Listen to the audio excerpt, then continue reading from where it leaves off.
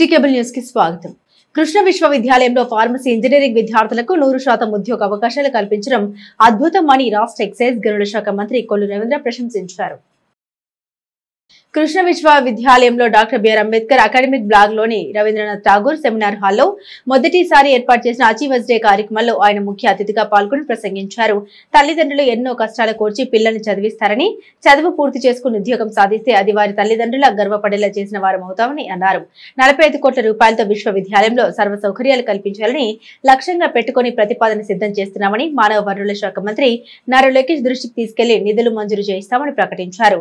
కృష్ణ విశ్వవిద్యాలయం ఉపకులపతి ఆచార్య కె రామ్జీ మాట్లాడుతూ కృష్ణ విశ్వవిద్యాలయంలో నిర్వహించిన ప్రాంగణ ఎంపికల్లో ఏడాదికి 9 లక్షల రూపాయల ప్యాకేజీతో ఎంపిక అవ్వడం పట్ల హర్షం వ్యక్తం చేశారు. రిజిస్టర్ ఎనుష అధ్యక్షతన జరిగిన ఈ కార్యక్రమంలో పెద్ద మొత్తంలో ప్యాకేజీ ద్వారా ఉద్యోగం పొందిన విద్యార్థులకు మంత్రి కొల్లు రవీంద్ర నియామక పత్రాలు అందజేశారు. ఈ కార్యక్రమంలో రాష్ట్ర బీసీ సంక్షేమ సంఘం నాయకులు Konakalla Bullayya, next hub technologies private limited company CEO Sai Krishna, engineering కళాశాల ప్రిన్సిపల్ డాక్టర్ విజయకుమారి, ఫార్మసీ కళాశాల ప్రిన్సిపల్ డాక్టర్ రాంబాబు తదితరులు ఉన్నారు. కృష్ణా యూనివర్సిటీ 17 సంవత్సరాల జర్నీలో అనేక ఇబ్బందులు ఎదుర్కొంది. ఈ యూనివర్సిటీ ఎక్కడ కాలేజీ నడపాలో తెలియనటువంటి పరిస్థితి. ఆ రోజున మరి నేషనల్ కాలేజీని వేదికగా ఉపయోగించుకుని అక్కడి నుంచి స్టార్ట్ అయ్యి తర్వాత న్యూజివేడ్ ఇలా కృష్ణా జిల్లా యావత్తు అంటే ఉమ్మడి కృష్ణా జిల్లాలో దాదాపు 150 కాలేజెస్కి ఎఫిలియేషన్స్తో దాదాపు 50,000 మంది స్టూడెంట్స్తో మరి ఈరోజు ఈ కృష్ణా యూనివర్సిటీ నడపడుతూ ఉంది.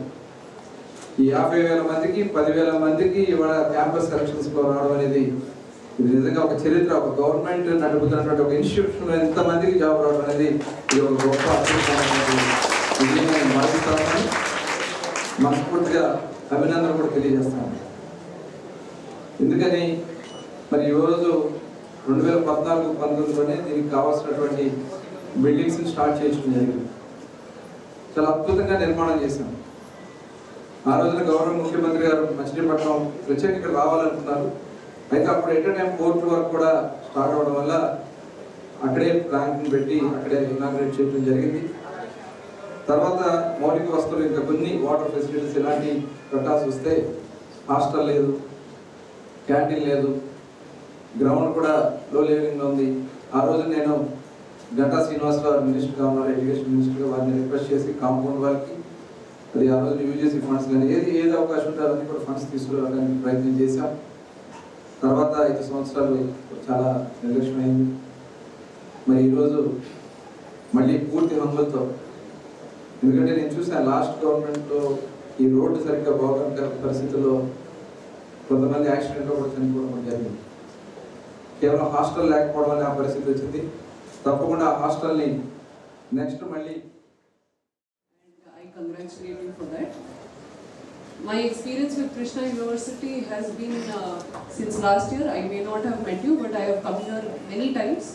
Actually, this university was used for our elections. It was used as our strong room, and then it was used for counting purposes. So, almost all the rooms I have visited, and the entire structure I have seen. We have undertaken a lot of developments also during that time last year. Kani, I did not have an opportunity to meet all of you. I think last few months ago they had called me for Women's Day also. That day also I could not make it. But today I am very happy because this is a day on which, as an officer, as a bureaucrat, as a senior who has gone through your journey, I would have only wanted to come on this day to congratulate you all because you've done so well. I have just a few learnings from my side that I wanted to say because relatively more than you I have seen life, but obviously not as compared to all the seniors on the dais, but I have seen some part of life and I have learned something out of it. So I wanted to share that with you. It will be small and brief. You have waited since morning Kavati. I will keep it short. First is from my own personal life. I have studied zoology. So that is my graduation subject. Zoology is pure science. It is one part of biology subject. So I have studied zoology from Hindu College in Delhi University. So after 3 years graduation cheskoni mana graduation అయిపోయిన తర్వాత I did not go for a job placement. And in any case, in zoology, pure sciences. The young leadership of Kollu Ravindra Garu, the government want to give 100% placements for the coming youth. See, that is what is the main motive. The government is moving towards this Andhra Pradesh to develop as a human resource for entire nation as well as the entire world. That is the target we are working. And another important point, my dear young students, I am congratulating the students, those who got the placements. Somebody got 7 placements, somebody got 4 placements, somebody got 3 placements, 2 and 1. It is the history of Krishna University. My request is, let us start your journey. Based on your skills, your salary will be enhanced. At present, average salary is 3.5 lakhs. That is minimum starting from 2.5, maximum is 9 lakhs. That is the package what we are as on today. But let us start the journey. You show your skills. Based on the skill set only, the quality or the salary will be fixed. Even let us take an example. Taj Mahal, constructed by Shah Jahan on behalf of Mumtaz.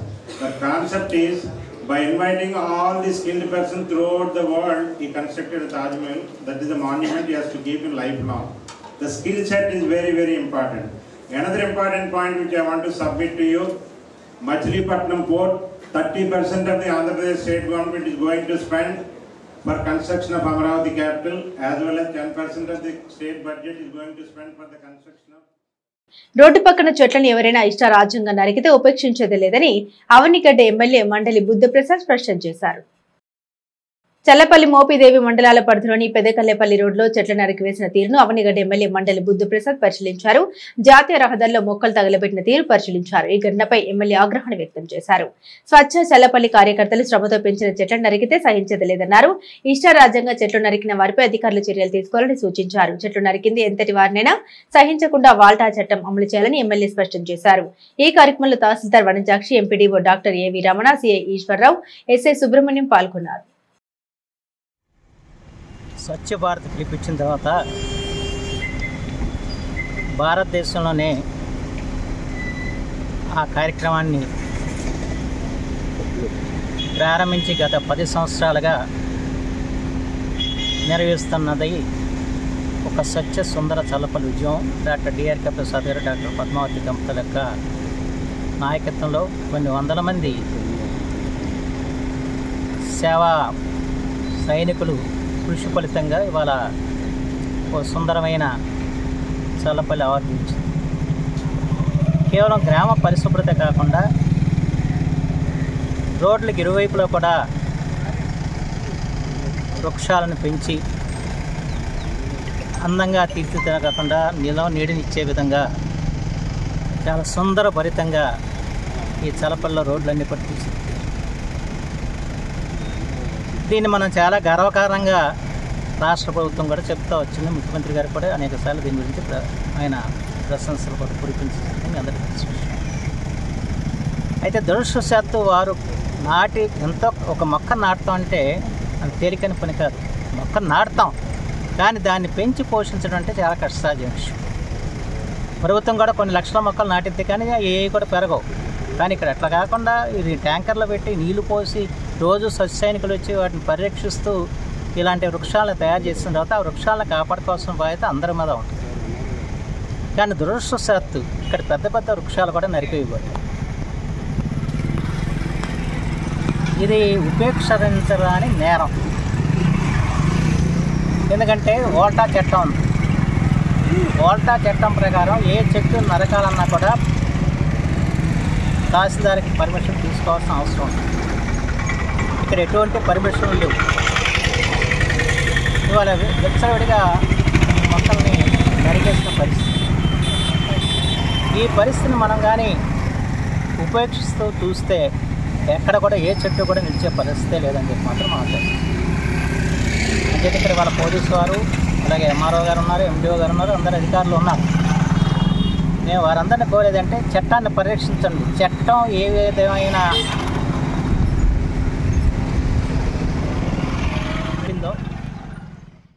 Federal municipal commissioner పై చర్యలు తీసుకోవాలని YCP కౌన్సిలర్లు ఫిర్యాదు చేయడం హాస్యాస్పదమని TDP నాయకులు పేర్కొన్నారు. Pedana municipal commissioner పై చర్యలు తీసుకోవాలని YCP కౌన్సిలర్లు commissioner and director of municipal administration వినతి పత్రం ఇవ్వడం హాస్యాస్పదమని టీడీపీ నాయకులు పేర్కొన్నారు. ఆర్ఎస్ నెంబర్ 366/1 ఉన్న 0.18 సెంట్లు ఆక్రమించుకొని అమ్ముకున్నారని వైసీపీ కౌన్సిలర్లు చేస్తున్న ఆరోపణని వారు ఖండించారు. ప్రతిరోజు ఉదయం నుండి కమిషనర్ తో అంటగాకుతూ పబ్బం గడుపుకుంటున్న కౌన్సిలర్లు తిరిగి కమిషనర్ సహకరించడం లేదని ఫిర్యాదు చేయడాన్ని ప్రజలు ఏ విధంగా అర్థం చేసుకోవాలని వారు ప్రశ్నించారు. ఈ కార్యక్రమంలో పట్టణ తెలుగుదేశం పార్టీ అధ్యక్షుడు ఎక్కల శ్యామలయ్య, కమ్మగంటి వెంకటేశ్వరరావు, పరసా జితేంద్ర, ఎర్ర రాజా తదితరులు పాల్గొన్నారు. కృష్ణా జిల్లా ఆర్యవైశ్య సంఘం ఆధ్వర్యంలో గీతా మందిరం వద్ద చలివేంద్రాన్ని ఏర్పాటు చేశారు. కృష్ణా జిల్లా ఆర్యవైశ్య సంఘం ఆధ్వర్యంలో గీతా మందిరం వద్ద చలివేంద్రం ఏర్పాటు చేశారు. ఈ సందర్భంగా ప్రజలకు సంఘ సభ్యులు మజ్జిగను పంపిణీ చేశారు. మజ్జిగ సేవించడం వల్ల బాటసారుల వేసంలో ఎండ తీవ్రత నుండి ఉపశమనం పొందగలరని వక్తలు పేర్కొన్నారు. ఈ కార్యక్రమంలో ఆర్యవైశ్య సంఘ అధ్యక్షులు సన్నిధి నాగసాయి, వెచ్చ మల్లికార్జున గుప్తా, వేముల శ్రీనివాస్, ఎండూరి సురేష్, పద్మనాభన్ శేఖర్ తదితరులు ఉన్నారు. కృష్ణా జిల్లా ఆర్యవైశ్య సంఘం ఆధ్వర్యంలో మజ్జిగ పంపిణీ కార్యక్రమం జరుపబడుతూ ఉంది. ఈ కార్యక్రమానికి కృష్ణా జిల్లా వాసవి సేవాదళ్, మచిలీపట్నం ఆర్యవైశ్య యువజన సంఘం, బందర్ మండల ఆర్యవైశ్య సంఘం, బందర్ మండల మహిళా విభాగం, జిల్లా యువజన విభాగం ఆర్యవైశ్య సంఘాలన్నీ కూడా కలిపి గీతా మందిరం దగ్గర మజ్జిగ పంపిణీ కార్యక్రమం జరుగుతూ ఉంది. ఈ దారిలో పోయేటువంటి బాటసారులకి తీవ్రమైన ఎండ ప్రభావం వల్ల ఇటువంటి మజ్జిగ పంపిణీ ప్రతి సంవత్సరం జరుపబడుతుంది. అదేవిధంగా ఈ సంవత్సరం కూడా ఈ కార్యక్రమాన్ని కృష్ణా జిల్లా ఆర్యవైశ్య సంఘంలో ద్వారా నిర్వహించడం జరుగుతూ ఉంది. Andhra Pradesh mid level community health officers చేపట్టిన సమ్మె 18వ రోజుకు చేరుకుంది. తమ సమస్యల పరిష్కారం కోరుతూ Andhra Pradesh mid level community health officers association Dharna Chowk వద్ద నిర్వహిస్తున్న ధర్నా 18వ రోజుకు చేరుకుంది. ఆయుష్మాన్ భారత్ నిబంధన ప్రకారం ఉద్యోగ భద్రత కల్పించాలని, ఎన్హెచ్ఎం ఉద్యోగులతో సమానంగా 23% వేతన సవరణ జరగాలని అసోసియేషన్ నాయకులు ఈ సందర్భంగా డిమాండ్ చేశారు. పని ఆధారిత ప్రోత్సాహకాలను క్రమబద్ధీకరించాలని, ఈపీఎఫ్ఓ పునరుద్ధరించాలి అని, క్లినిక్ అద్దె బకాయిలను వెంటనే చెల్లించి క్రమబద్ధీకరించాలని వారు కోరారు. నిన్న ప్రభుత్వంతో జరిగిన చర్చల్లో తమకు రావాల్సిన ఇన్సెంటివ్స్ పై ప్రభుత్వం సానుకూలంగా స్పందించిన పట్ల వారు హర్షాన్ని వ్యక్తం చేశారు. ఈ విధంగానే తమ మిగిలిన డిమాండ్లను కూడా ప్రభుత్వం పరిష్కరించాలని, అప్పటి వరకు సమ్మె కొనసాగుతుందని వారు స్పష్టం చేశారు. మన కృష్ణా జిల్లాలో 18వ రోజు సమ్మెకు మన సిహెచ్ఓలు రావడం జరిగిందండి. మరి ముఖ్యంగా మన గవర్నమెంట్ ప్రభుత్వం అధికారులు పెండింగ్ ఇన్సెంటివ్స్ రిలీజ్ చేయడం అనేది జరిగిందండి. కానీ అవి శాలరీస్ కానీ ఇన్సెంటివ్స్ కానీ ఏవి మా సిహెచ్ఓస్ అకౌంట్స్కి జమ అవడం జరగలేదండి.